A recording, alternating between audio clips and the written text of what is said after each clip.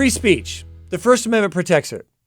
And yet, we at Pacific Justice Institute have cases, and specifically a case we're going to talk about in the second half of the show, where we can see how free speech and the ability to communicate, ability to preach in public places is clearly under egregious attack. But before we get to that, I want to talk to an expert on the topic of marijuana. We have with us on the line Dr. Vincent Fortanasse, who is a specialist on the brain, a neurologist. And there's so much information out there, Dr. Fortanasse, about marijuana and the brain. We at Pacific Justice Institute, we took on a case recently in the San Francisco Bay Area where they were going to put up a pot shop near a preschool and a youth center. And we at Pacific Justice went to court. We went to bat, and we pushed it back, and we prevented that from happening. It would have been in violation of the law, and also a egregious encumbrance upon those in ministry to these young children. So it's coming in on all frames, it's all sides as far as legally speaking, but also there's a serious effect that we're seeing as a result of that. So what do you think about, in general, the legalization of marijuana? Was it a bad mistake, just in general? Oh, within general, it is, and I call it the dumbing of America. And one of the reasons why, if you want people to understand what marijuana does, is that we talk about people being stoned when they're on marijuana, and that is exactly what it does. It actually turns off all the motivation centers that would actually make people do things. And so instead of being upset, what happens is that they're happy. I often say that if it wasn't for marijuana, I probably would have never made it to medical school. Really? And yeah, that's really the truth. Because, at that time, it was, the 1960s, the Vietnam War was going on. Everybody wanted to be a doctor because that was the only way of not being drafted. And so the number of people that I had 411 people pre-meds in my class, where there usually used to be about 100. And what I did is I found out that those guys that smoked marijuana dropped out.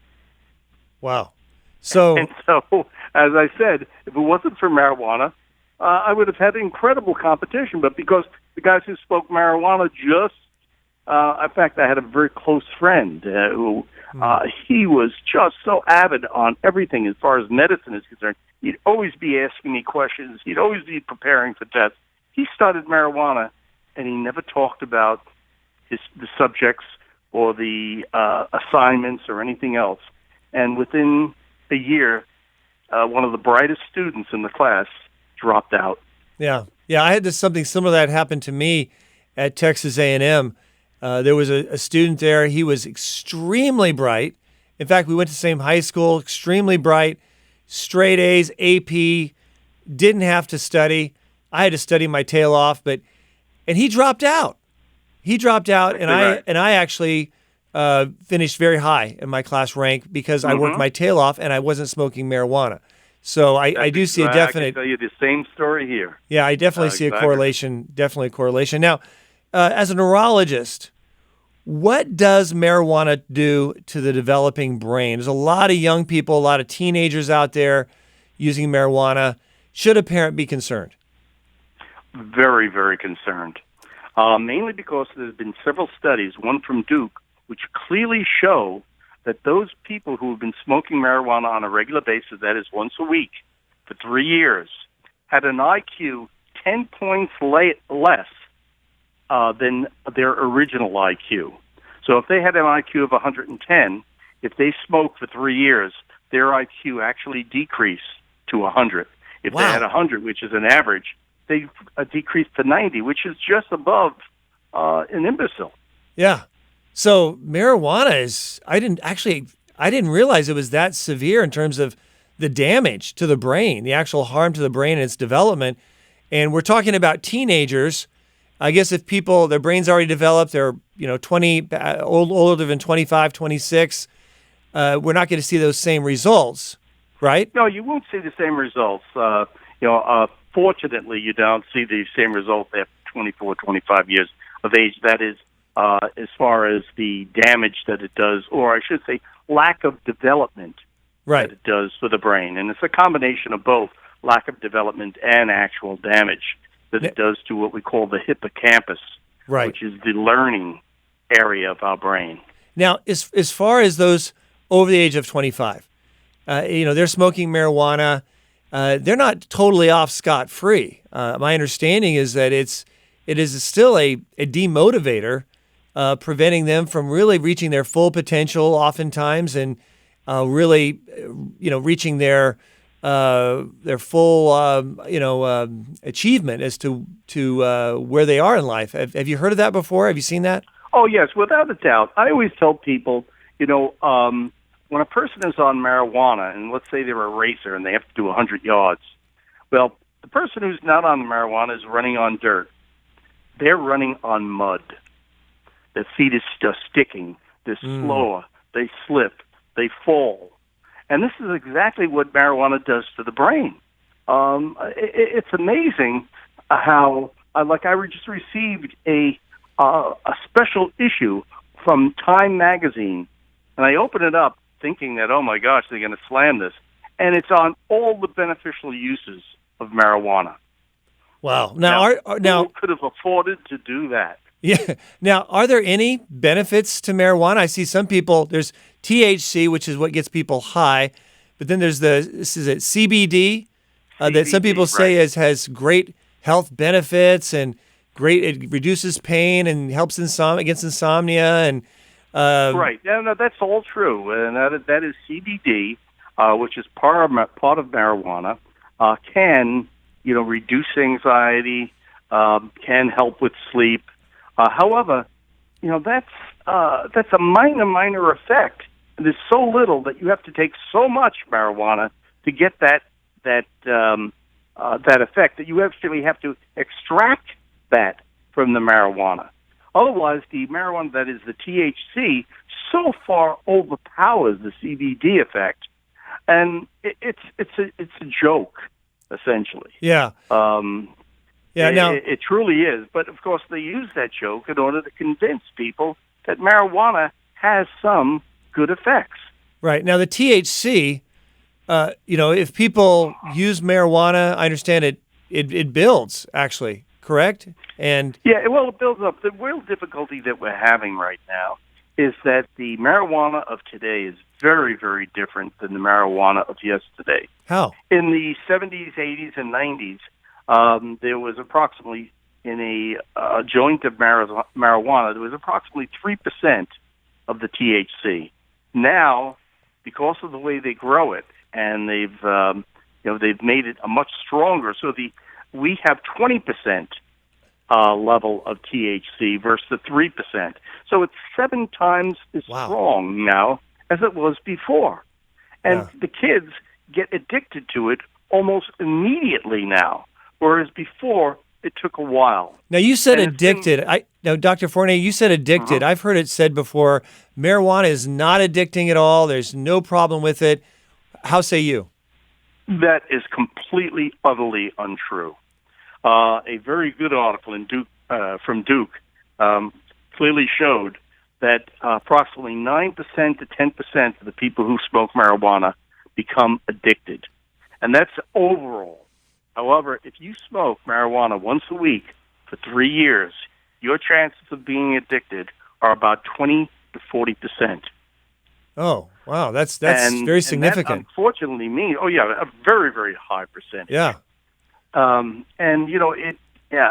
People don't understand the motivation area of the brain that marijuana hits. And it's just it's no different from any other drug like heroin, all right, like codeine, and all these other addicting drugs. Marijuana acts in the exact same fashion.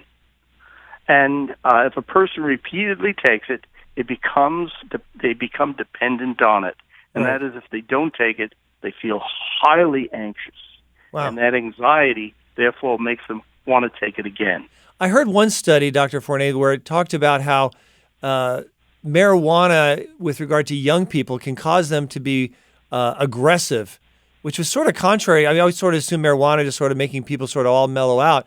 But it can actually be linked to young people being hostile or aggressive or. Yes, exactly. And one of the reasons for that's due to the withdrawal. See, they become very anxious. They become agitated. They become angry. They even become very belligerent. Approximately 3 or 4% of them will actually harm another individual.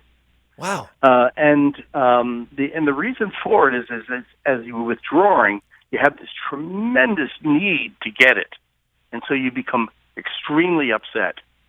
Yeah.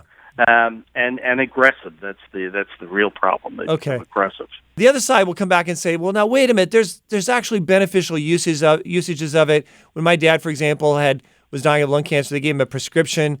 I guess it was CBD to help him with the side effects. What do you think about that? I mean, is there really a constructive usage of marijuana, or should we just simply rely upon the prescriptions that are given by doctors to pinpoint the actual drugs in marijuana that would arguably help? Yes, I think the latter, and that is that it's very clear that the people who are trying to promote marijuana want to come out with some effect that they could say, without a doubt, this helps. And so therefore they could say, without a doubt, everything helps. And that's what they're trying to do. They're throwing people off. Right. And yes, it does help people with terminal cancer. And however, there are many other drugs that are just as effective as marijuana for those individuals with terminal cancer and who are under tremendous pain. You do not have to use marijuana. Right. So those drugs are out there. The FDA has approved them.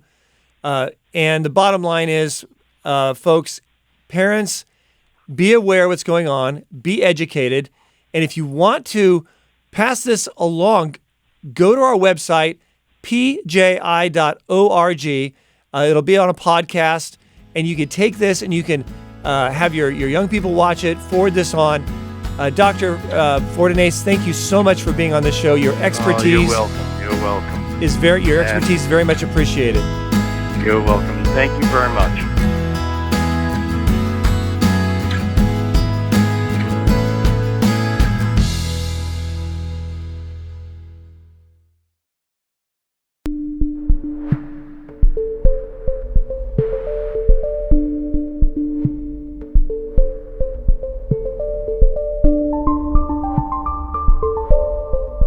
Businesses that primarily serve adults should be restricted to places where their secondary effects will have the least impact on children. Across the street from the church and a block away from the preschool is certainly not where the apothecarium's proposed MMD would have the least impact on children.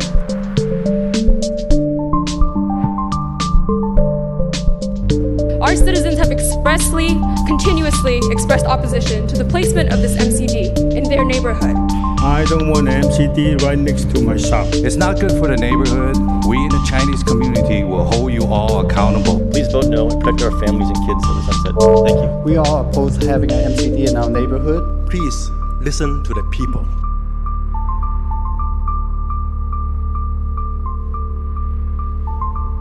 And we will not tolerate it. And shame on you! I just think it's unacceptable. I think unanimously this board does not associate themselves in any way with the Pacific Justice Institute.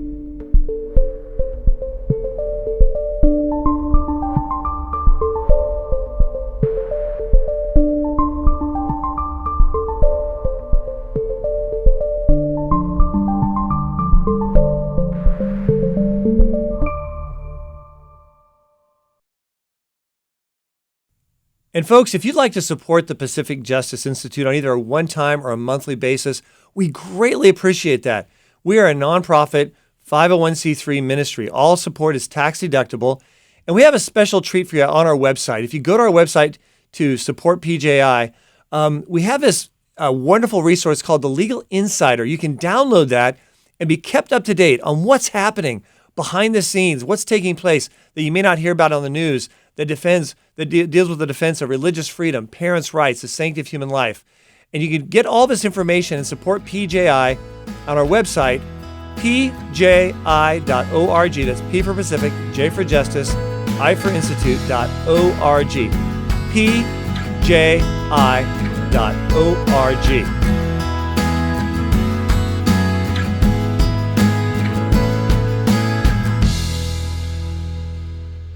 Now, we have with us on the line our attorney, our bulldog is what I call him, from our Oregon office, Ray Hacke. Ray, thank you for joining us. Glad to be here, Brad. Now, Ray, the reason I say bulldog is because you are one attorney that we have on staff that is, you could be making your oral arguments and you could have 1,000 people screaming in your face and it wouldn't shake you one bit. You would continue on making those arguments and doing so very effectively. And you've proven to be a very, very effective litigator for the cause of the Pacific Justice Institute. And I want to give you that recognition, and in particular for the work you're doing there in Oregon. You have an office there. We opened in Salem, Oregon, not that long ago. It was last summer, right? Yeah, I moved up here last June. That's right. And we're working hard to make people aware of that. So if you're in Oregon, folks, and you want more information about PJI, you want to find out what you can do to help us shore up our Oregon office and make the impact we want to have there in Oregon, or you need help there in Oregon, we have Ray Hacke there full-time in Salem, Oregon, the state capital. Feel free to contact him. And once again, go to our website, pji.org, to get other resources as well. Now, Ray, you have a very important case dealing with a man who was prosecuted for openly sharing the gospel. Tell us about this gentleman. Well, Stephen Francis is a street preacher from Beaverton, which is in northwest Oregon, and he's got a huge heart for evangelism. At his trial during recesses, he'd be in the hallways of the courthouse handing out tracts. We're on our way to lunch. He's offering tracts to anyone who passes by us on the street, not missing a single one. If he could have passed out tracts to the jury, the judge, and the prosecutor at his trial, he would have. He would have tried to share the gospel on the stand. Yeah. I mean, I had to rein him in a bit, but that's just how on fire for the Lord he is. Yeah, and I want you to know, I think that is so awesome. I actually feel personally challenged when I hear about people like that, so committed to the gospel. And, of course, relationships and developing relations with people and the love of Christ, I mean, that's often how God works. But sometimes God works through people getting a gospel tract or hearing someone preaching the gospel. I know of actually one of our attorneys who really was convicted, who came to Christ because he heard someone preaching the gospel. So this is important for us to protect also from a historical perspective, Ray. As you know, our founding fathers greatly protected free speech in the context. It wasn't radio and television. Back then it was the ability to stand on a soapbox and speak or preach. So this is a real serious First Amendment issue. Now, I understand he was convicted of violating an ordinance. Tell us about this ordinance that he supposedly violated. Yeah, in Portland, it's a misdemeanor to use sound operating equipment to broadcast plainly audible sound beyond a distance of 100 feet on public property. It's punishable by a fine of up to $500 and 6 months in jail. That seems a tad excessive for what could easily be an innocent violation. Yeah, I mean, someone's preaching the gospel. They could spend up to 6 months behind bars. They could have to pay $500 simply for sharing the good news of Jesus. I mean, I think that's very unreasonable. I think the average person listening to this broadcast would think that's unreasonable. But I want to hone in on something, not to get too legalese here, Ray, but you said the phrase was plainly audible. They said that what he was doing was plainly audible. That sounds so vague. What do they mean by plainly audible? Because I see here just the opportunity for that general language to really be abused. Well, that's actually one of the grounds for challenging his conviction on. There's a separate provision of the Portland City Code that defines plainly audible to mean any sound whose information content is unambiguously communicated to the listener, including but not limited to understandable spoken speech. So the minute he raises his microphone and starts saying, "Ladies and gentlemen," he's subject to the ordinance. Now, the not limited to part of the statute is what makes the sound ordinance unconstitutionally vague and overbroad. It gives police officers, prosecutors, and juries far too much latitude to decide whether a sound merits or meets the plainly audible standards. Yeah, I agree. I think that gives way too much discretion. To me, it's obviously unconstitutional. And I'm glad we're addressing that in his defense.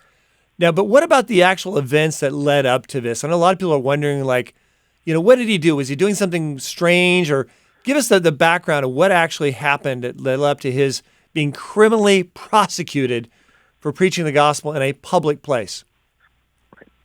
Well, Steve likes to preach outside sports venues on game days because there are tens of thousands of people on their way to watch the game, many of whom need the gospel. Yeah. In August of last year, he was across the street from Providence Park in downtown Portland. That's where the local men's pro soccer team, the Timbers, play, and they were hosting a match that night against the Philadelphia Union.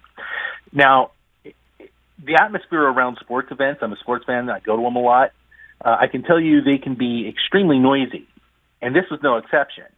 You've got music blaring from the stadium loudspeakers, you've got music blaring from the bars and restaurants across the street, you got people talking and shouting and pumping each other up for the match, and you've got noise from cars, motorcycles, light rail trains, and other vehicles passing by on the street. So basically, in the midst of all this, Steve, wanting to be heard, used a megaphone, and he only operated it at 50% volume. And the police singled him out as, the one who was being, excessively loud. Yeah. Now, once again, only 50% volume, and they're singling him out, and yet they're not punishing others. They're not. I mean, I've been to sports events before. They are loud. They are noisy. You've got music playing. You got people with their windows rolled down in the parking lot playing music and loud music and lots of other distractions and noise. But they single him out, and this is the problem. This is the rub that I really have, because I see this time and time again. Police singling out those who are preaching the gospel. We've seen this in Las Vegas. We've seen it in San Antonio, Texas. That was a case that I had personally, and also in El Paso recently. Another case I had personally defending ministers who are preaching the gospel, being singled out. So in the midst of all the noise, in the atmosphere surrounding the stadium, Steve was singled out for violating the sound ordinance. I mean, that's it, right? That's right. That's another reason why we're challenging the constitutionality of the sound ordinance. It lends itself to arbitrary and unequal enforcement. Under the circumstances of this case, it was unfairly applied to Steve. Okay. I agree 100%. I think the reasonable person listening to this broadcast would say, yeah, that sounds unfair, unreasonably applied. So looking at the big picture, why are we going to, at Pacific Justice Institute, going to such great lengths to represent and defend Steve in this matter, in this particular case? I mean, on the face of it, people would say this seems like a relatively minor matter. Why are we doing this? That's an excellent question, Brad. To begin with, it's not small to Steve. He feels like he's been punished for doing what Christ called him to do. Although he's more than willing to suffer for the cause of the gospel, given that religious freedom still protects Christians in this country, neither he nor anyone else who preaches the gospel on the street should have to suffer for it. And that's the point. Portland is a very liberal city whose people and government are very hostile to the gospel. There's great potential for the police to use the sound ordinance as a pretext to silence Christians preaching the gospel in the public square. And that's what's really troubling. The Portland police let liberal groups like Antifa get away with far worse. PJI wants to make sure that the sound ordinance is struck down, or at least applied fairly, so that street preachers in the Portland area can feel free to share the gospel in a city that desperately needs it. The Bible says God does not give us a spirit of fear, but of power and love and a sound mind. However, the enemy sometimes uses wicked rulers to make people fearful.